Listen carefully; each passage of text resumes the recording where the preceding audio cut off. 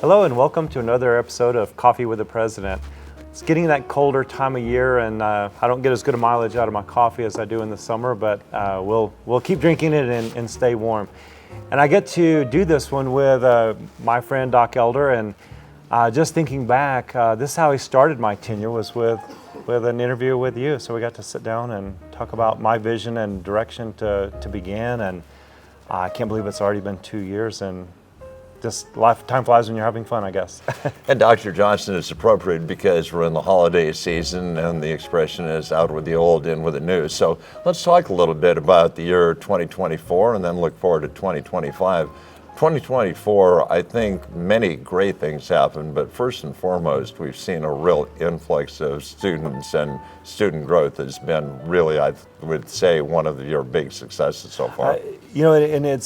I always say I get to be the one to stand in front and say thank you, but it is the work of every employee here. And when you look back, actually I started mid-year, and we had grown by 200 students that year, and we've grown by an average of 300 students a year for the 2 years I've been here. So it is a tremendous growth, and I think on campus and in the community, you feel that energy. When you have a lot of students on campus and in town, it just adds to it. It just feels different. But again, it's an ongoing effort. I get asked a lot of times, what are you doing to increase the enrollment? And I said, well, I wish it were just one simple thing, but it is a lot of things and a lot of work of some great people here. But certainly proud of it.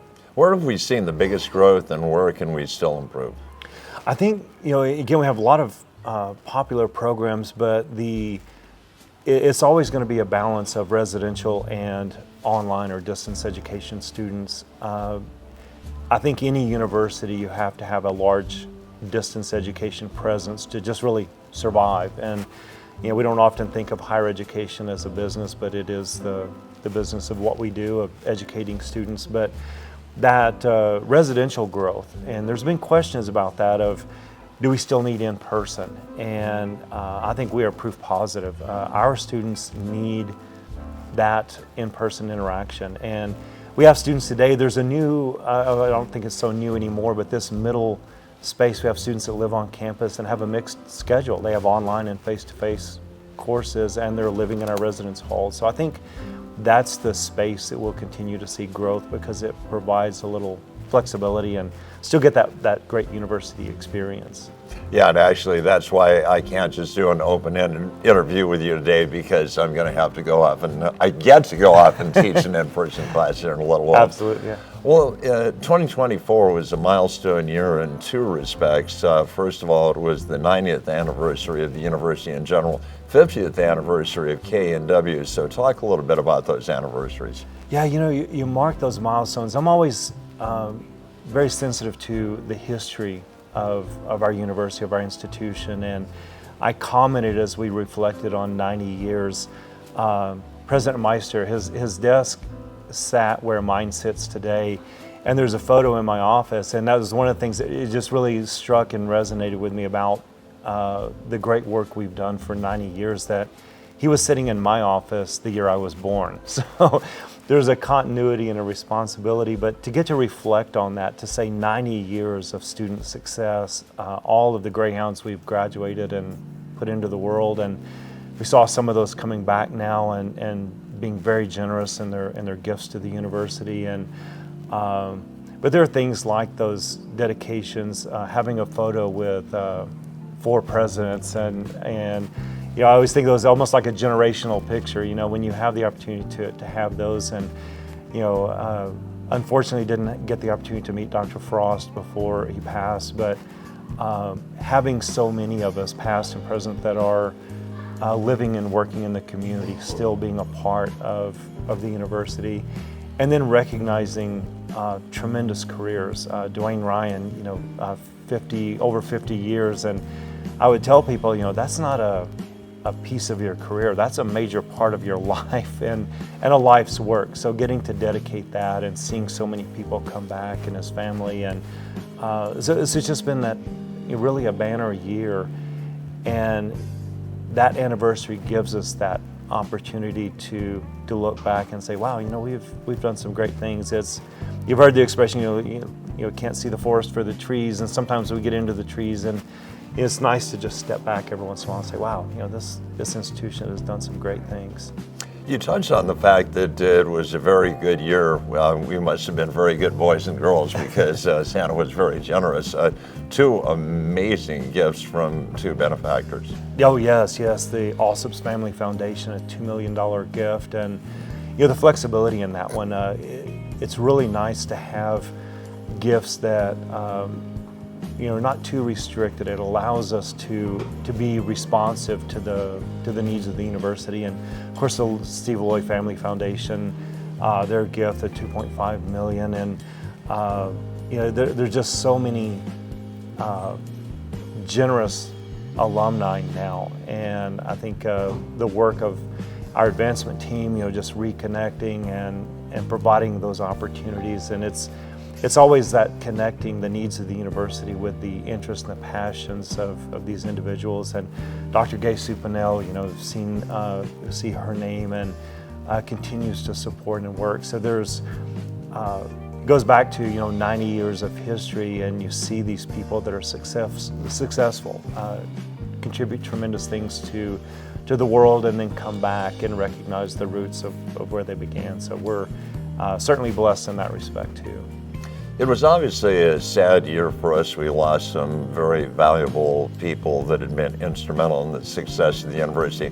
I'm thinking in particular Patti Dobson, who I actually was the interim chair of the comm department for a couple of years. They wisely promoted Patti, and she served as chair for many years. And we've started an endowed scholarship in her name, so if people want to honor a person who did really good things for the university, contact Warren Lloyd and find out how you can contribute. Oh, absolutely. And Patti was one of the first individuals that Stephanie and I met, and her teaching and scholarship aside, was known for her culinary skills, and so it's the sweets and some of the things. And she and Stephanie talked about shared recipes and some of those. So it's just the breadth of her connection in the community, and it reminds us, tomorrow's not promised, and we want to do the great things, the important things, and live our lives. And I think she did that. Was a tremendous example of that. And scholarships are a great way to remember those names. And I made a comment along that line with Dwayne Ryan, that long after we're all gone, there's a name there and a story there. We've recorded history, and I think scholarships like that are a great way to record just a little bit of history for that person. Well, speaking of history, it was a historic year for Eastern New Mexico University athletics, especially for the men's basketball team, who hadn't won a conference tournament championship in 31 years, but they won one last March. They brought one here. It was interesting. I met with the entire athletics, all of the teams at the beginning of that year, of this last academic year, and I said I brought a Lone Star Conference Championship ring with me, but it has the wrong colors in it. I would like for one of you to change that. And then men's basketball did just that, and just an exciting team, exciting finish. And, all of our student athletes, I really appreciate what they do. They come here and, they have a scholarship. We don't have full ride scholarships, but it gives them an opportunity to earn a college education, something that will change their life. But we ask a lot of them, and they represent, in the courts, on the fields, and it's always fun to watch, but certainly a great thing to bring a championship. That cements that history and that team. So great work of them. We're looking forward to great things to come. We obviously had great success athletically, but we'd be remiss if we didn't point out that there are student organizations that have also been successful. And I'll just pick out one, Kappa Sigma. They are a fraternity on campus, and once again, they received national recognition for their accomplishments. Yeah, absolutely. And sometimes Greeks like athletics, only see the negative press, but they do a lot of great things. And the Kappa Sigs have just been a model fraternity, and it's another one of those that's just connected across generations. You have people that are from their 80s to the ones currently sitting, or living in the house or living on campus. And that sense of belonging, and I say this to all the freshmen when they began, join something, be a part of something. It helps with the retention. And in this case, they're giving back to the campus and the community. So it's great recognition for them, and certainly appreciate the work that they do on our campus and in our community. Speaking of the campus is a little bit different right now. We're minus a dormitory that used to stand. We renovated a science building, and we're in the process of starting a new student academic services building. Yes. The skyline changed a little bit. When Bernie came down, and as we've had alumni back, they were talking about it. It's nice to hear the stories, but it's also fun to bring alums back and let them tour campus and see the changes. It's always about progress. We're very good about repurposing. So the renovations, Roosevelt Science Center, and having started its life as a dormitory, that's quite a feat to change a dorm to a modern science building. But tremendous job there, and I think it's going to add a lot to the educational opportunities for our students and the scholarship of our faculty there. And of course, the front of the campus will change, and I've made every effort to have this new SAS building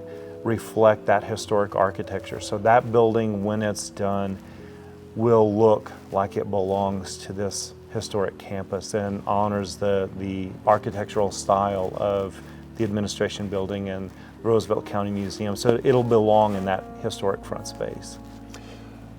In terms of the academics, one of the things that I've been impressed with, and it's a little self-serving because I'm a professor and I like to see more colleagues sitting beside me at back-to-school meetings, but we've actually added lines in some departments. Yes, and I always stress to our Board of Regents, as we grow, growth is not free. We have to reinvest. We're a human business.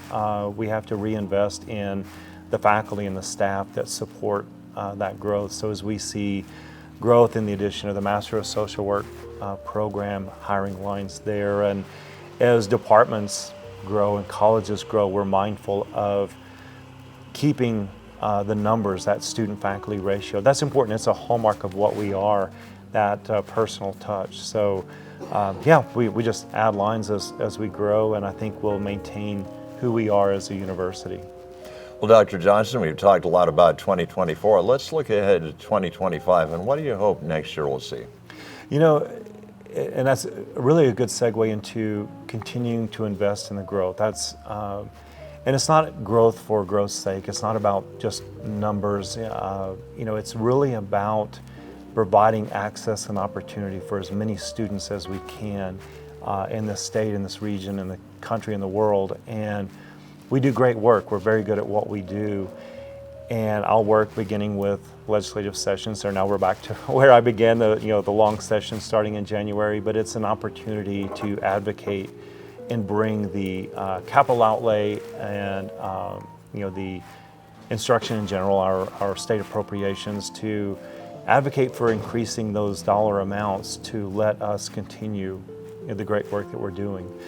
Also working on a number of opportunities for, again, our successful alum and benefactors, to connect them with the needs and the vision, the direction of the university.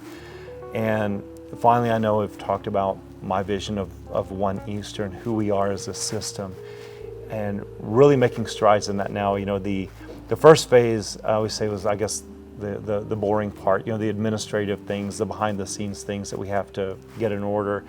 And now we're looking at the academic offerings and just the fun and creative things when I put the right faculty at the table and just throw out an idea. What you guys come up with is just always better than what I could have dreamed or envisioned. And at the end of the day, it's about providing degree flexibility and opportunities for this student, what they want to do with their life, connecting this degree and this certificate to increase their marketability and flexibility, throughout their career. So that will also need again, the support, but we have a lot of people that are interested. So as we go into this next year, that continued growth, I love to see, our enrollment numbers grow, because that means we're successful in providing that access and opportunity, and the thousands of alums that we see come home and continue to support our mission. So it's very exciting. I mean, I've loved every minute of being here at Eastern. We've been tremendously successful, and it's a testament to the great people here, the family that we have created here. So great things to come. Well, Dr. Johnston, it is the holiday season, and I'm sure you'll join me in wishing everybody a happy holiday season. We hope that 2024 was a good year. We hope 2025 an even better one. Absolutely better. And again, just what brought me here, the sense of family. So to our Greyhound family, absolutely all the best in the holiday season. Well, thanks for inviting me to coffee. Absolutely, thank you. I got to get some because I got to go teach class right now. So I want to be energized. Yeah, keep that energy up. Yep. Thanks, Doc.